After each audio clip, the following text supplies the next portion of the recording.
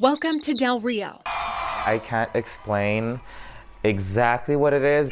conservative South Texas border town. Like the culture, it's the Tejano-isms that we have here, the Spanglish, the food, knowing everybody. You may recognize him. That's Bruno Lozano, the former mayor of Del Rio. Is that your first time as mayor? First time I had no government experience.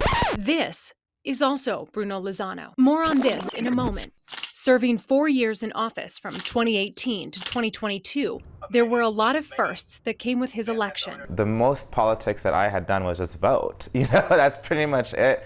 The youngest, an Air Force veteran, Hispanic, and openly gay. None of the labels seemed to matter. He won overwhelmingly, carrying 61% of the vote. Because of my election being so controversial and so eye-opening for the nation, I mean, we made international news when I won my election. The celebration was short-lived. Lozano facing unprecedented events, a global pandemic, multiple winter storms, and a rampant immigration crisis. When you look back at your 4 years, is there one that stands out as poignant of like, man, that was really grating? Yeah. Which one comes to mind? The border crisis. The migrants under the bridge was probably the most stressful event that I had to process and manage and get through. That was tough because it was unprecedented. There was no guidebook to even reflect on or review. His time in office characterized by intense political events and juxtaposed with a personal life he refused to water down. This is amazing!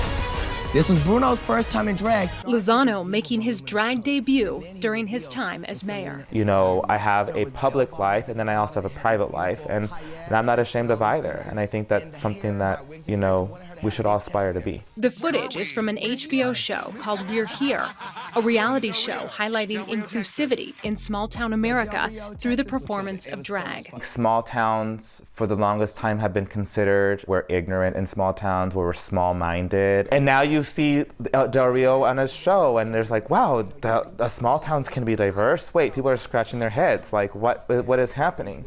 For this small border town, the conversation about LGBTQ rights and representation is changing, and Bruno Lozano is playing a major role in that change. The majority of people that voted me in, that district that voted me in, the majority are staunch Republicans. And I was able to speak to them and relate to them in ways that they were able to see themselves in me.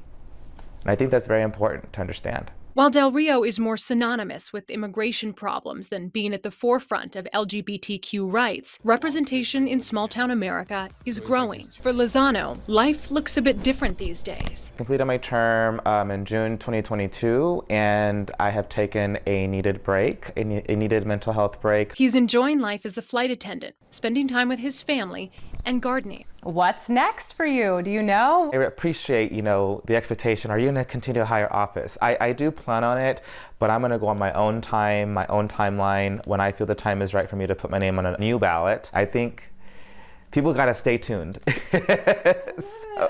That's a perfect way to put a bow on it. Is there anything I have